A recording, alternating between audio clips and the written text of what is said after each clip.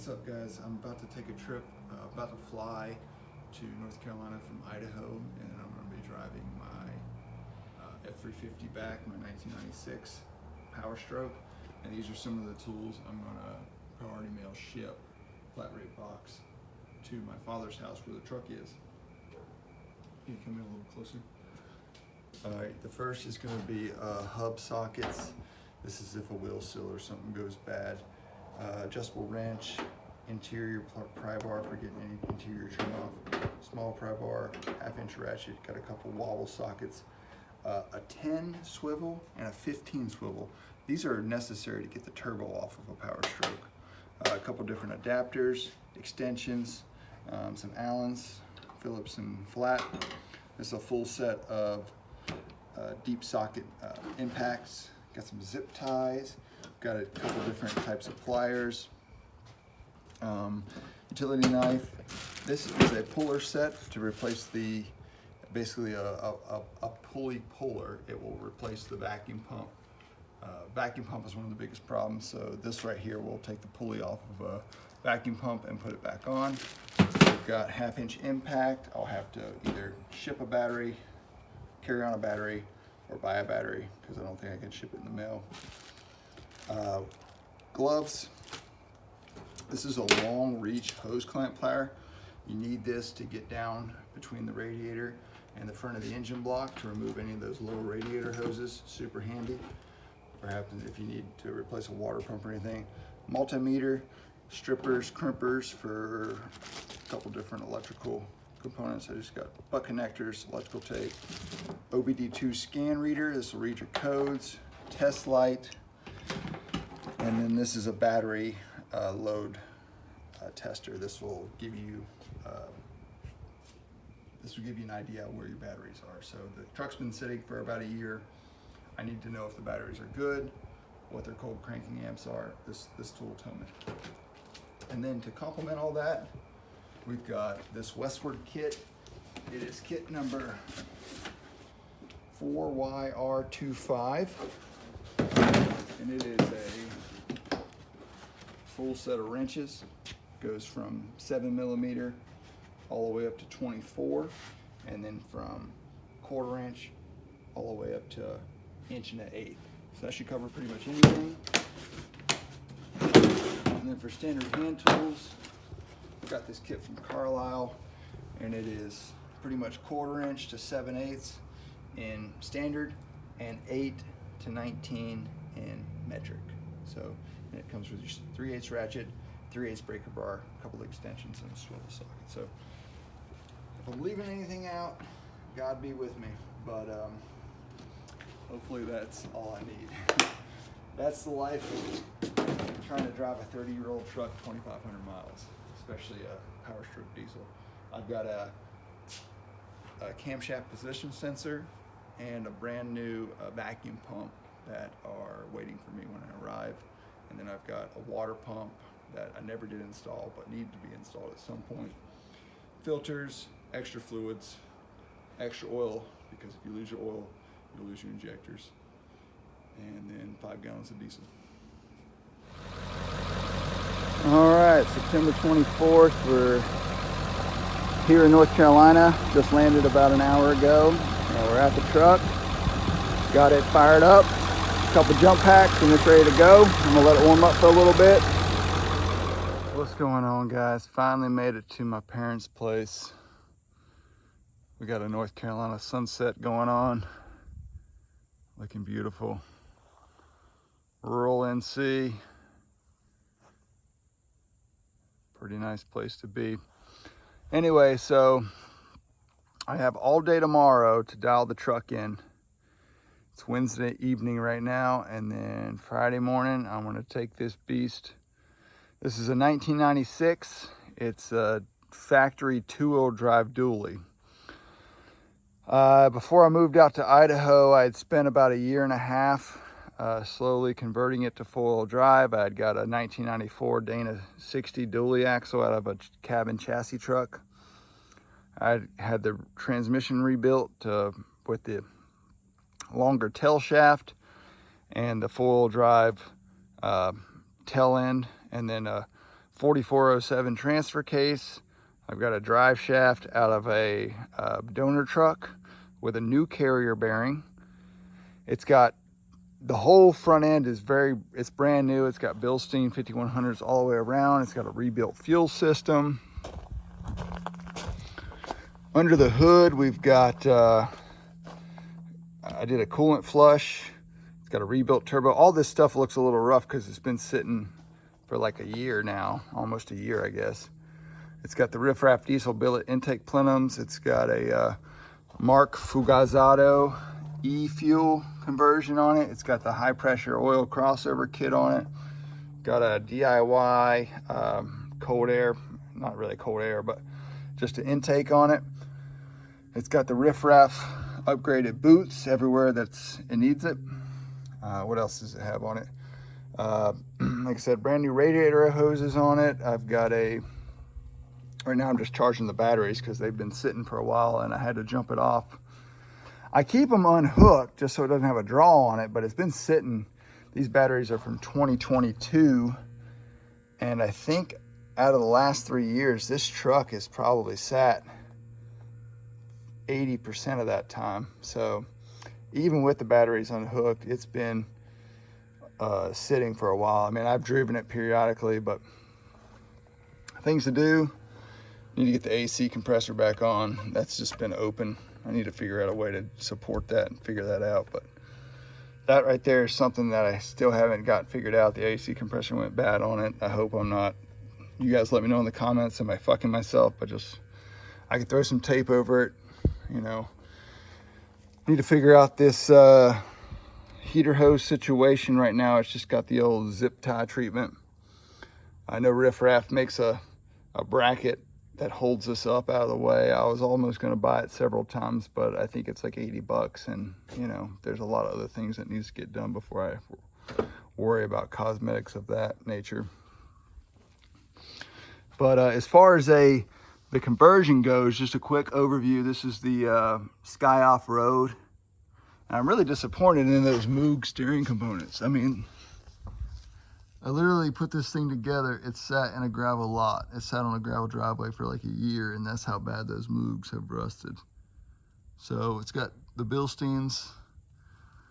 It's got the Dana 60 with the Super Duty springs on it, and a reverse shackle kit. And it's got the, like I said, this being a two-wheel drive truck, I had to cut out all the coil buckets, all of the coil spring stuff, and then the radius arm brackets. Cut all that out, put all this in there. It's got the adjustable track bar on it. It's got a new steering stabilizer on it. I don't have a front sway bar on it yet. That's another thing I got to do on this, and it needs a front drive shaft to complete the four-wheel drive conversion, but it drives well enough. I mean, I don't think the front sway bar really does a lot. I've seen different opinions online, so you guys let me know what you think. In the rear, has a 4-inch open exhaust on it. In the rear, it's got a 4-inch block with the stock leaf springs. It's got the 5100s back here as well, and then it's got I've rebuilt this whole rear axle too about the same time. I think I've rebuilt it a few months before, so it's got all new brakes, all new seals, pulled the axle shafts, did all that stuff, fresh gear oil, whatnot. And then that U-joint was the old one that was in the junkyard axle. It seemed fine, so I didn't replace it. It's got a brand new front fuel tank because the one that I pulled out was rusted, and I feel like I kept getting contaminants in my fuel. I blew out all the lines at the same point. I kind of went through and just rattle canned the frame when I had the bed off to do the fuel tank and everything. And then I got this new bumper on with an actual real hitch. This is also a find that I found in a junkyard off of a similar model truck. I think it's rated up to 12 or about 12.5, so 12,500 pounds. So everything's looking good. Interior, this is a manual truck. Like I said, it's got the ZF5 in it. For a 350,000 mile truck, this thing's in pretty good shape. So definitely needs a detail, definitely needs some cleaning, but that's all to come. Like I said, I kind of got a job opportunity. I took it, moved out to Idaho, and this truck kind of sat for a year until I could get back and get it out there and then finish it up. So it's still got some work to do, but I think it's drivable.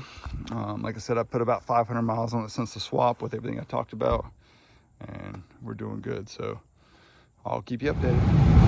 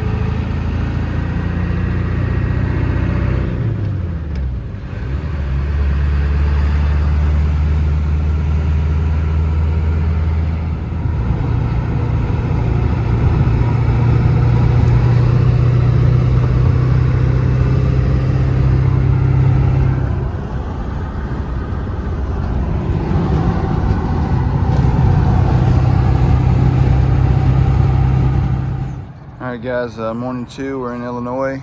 Drove about 750 plus, almost 800 miles yesterday. Only issue I had, other than my cruise control that stopped working, is this. I don't have a good way to support this. Like I said, I was gonna buy the riffraff bracket. I just got it. I don't know where my little factory straps. So I just got this thing zip tied. Anyway, this thing came loose, and it was rubbing on this alternator wire, and I had it pulled out a minute ago. I'll attach a photo in the video.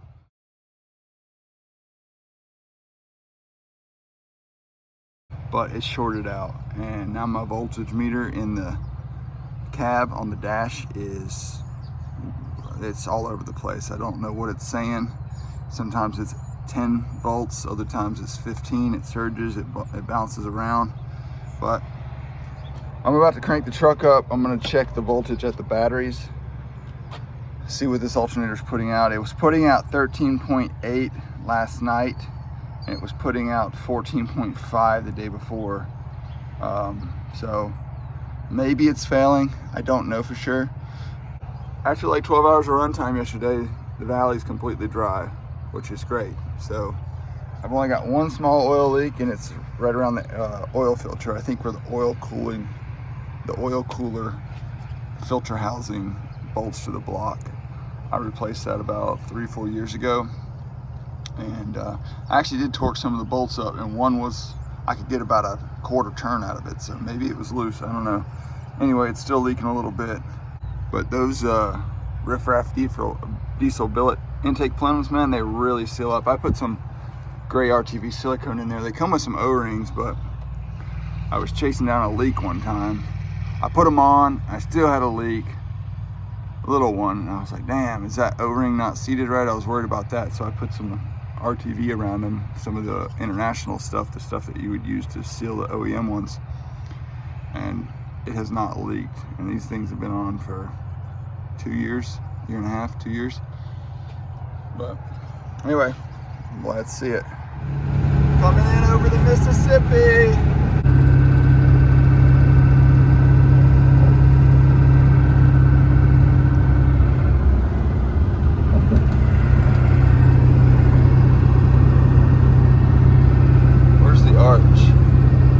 I've been to the arch before.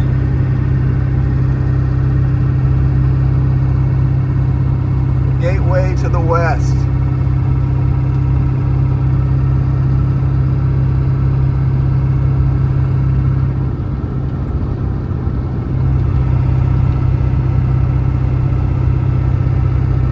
There's the arch.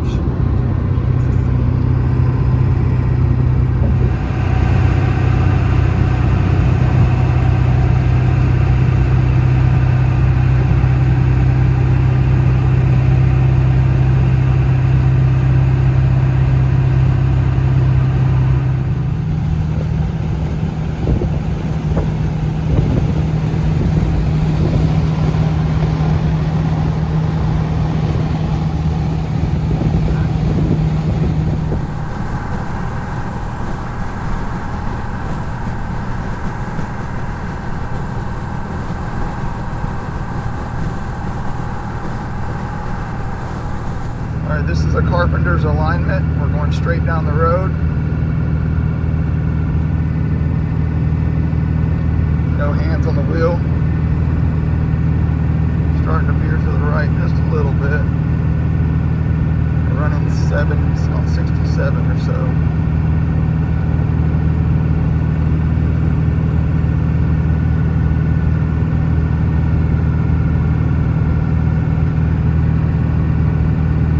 Straight, no hands. I mean, that's pretty damn good. No hands on the wheel, we're running straight down the road. I got a curve coming up.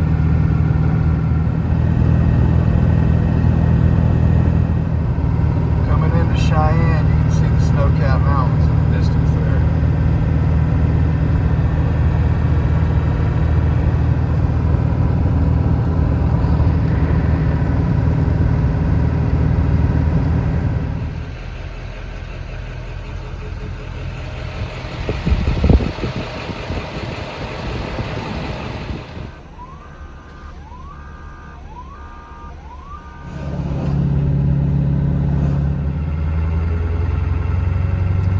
That's why I've been in traffic for 2 hours.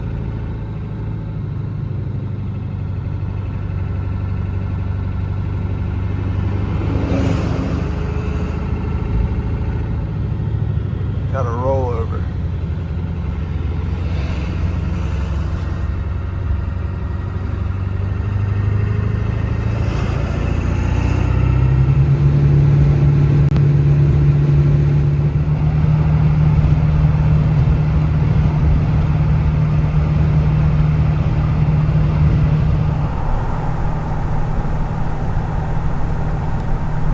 Utah, baby, we're in Utah. Devil slide right here, devil slide.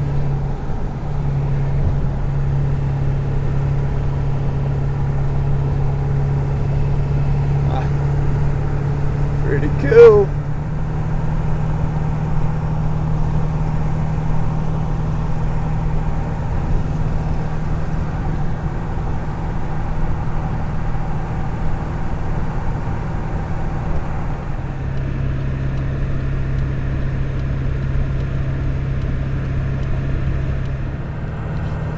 Back in Boise, it's 1 a.m.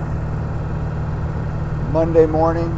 It's been a long day today, but we made it. The truck did great. Only had one little issue. I'll tell you guys about that tomorrow when I do a synopsis of the trip. I got about another 20 minutes before I'm to my house, and yeah, that was a wild ride. 2,400 miles in a 30-year-old Powerstroke. What a ride. All right, this portion of the video is coming at you from Boise, Idaho. We made it back from North Carolina. It took me 3 days and some change. I got back into town about 1 a.m. last night, and I left, that would be Monday morning, 1 a.m., and then I left Friday morning, 8 a.m. from North Carolina. So I did about 800 miles a day. I think the drive was a total of about 2,400 miles. Truck did great. I was able to run at about 65, 70 miles an hour, 75 to pass on certain occasions, but after 65, it's about around 70, you're running 2,500 RPM, which is getting pretty high up in these trucks. And then, but did flawless. I'll take a look at a couple of the issues I did have, which are very slight. On top of the alternator here, you have this plug, which is for the voltage regulator. And then this plug as well. I had a little bit of copper exposed there, so I wrapped some tape around it.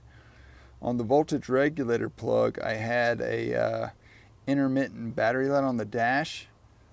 And then when I would run the headlights at night, the voltage would stay down around 10, maybe 11 volts. And then checking the batteries with a multimeter, they'd show around 12 and a quarter volts. So what I did to remedy that problem, I mean, a new pigtail was probably in order, But in order to remedy the problem for the drive, because I couldn't find a pigtail, didn't have a pigtail, nobody knew where to get one, is I took this connector off, I cleaned it out really thoroughly with some electronic cleaner, electrical connector cleaner, and then I filled it up with dielectric grease. And then I also, on the bottom section, on the voltage regulator side on the back of the alternator, I took a flathead screwdriver and I bent the pins just a little bit, about 5-10 degrees from 90.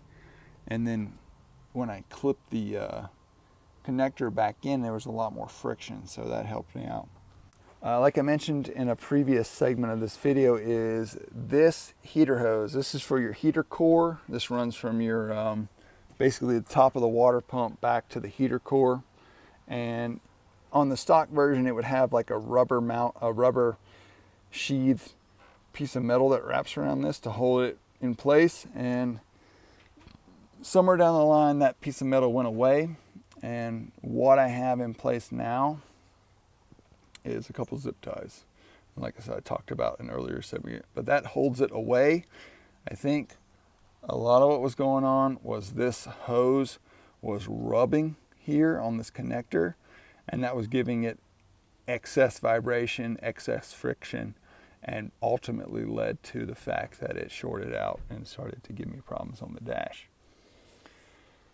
So that's about all I know about the engine. You know, like I said, the thing ran great. I can't really speak enough about this truck. Tires, I'm running the Wild Peak AT3s. AT3Ws is what those are. I have one slight oil leak right there. It's right on the top of the filter housing where the oil cooler meets the filter housing. It's got some sort of leak there. Can't exactly figure it out. But in 2,400 miles, I added 2 quarts. I added 2 quarts of oil to go to the 2,400, which is pretty damn good on a 30-year-old diesel truck. So anyway, this video is getting long. That's kind of the synopsis on the trip. It went well. I was able to maintain about 65 miles an hour. And this truck is geared in 410s, and it's a ZF 5-speed. So it's the 96, which is the S47. The S47 is the more desirable one, but with the 410 gears, I was able to run about 65 holding cruise control, and then also about 70, 75 when I had to pass. So anyway, cheers.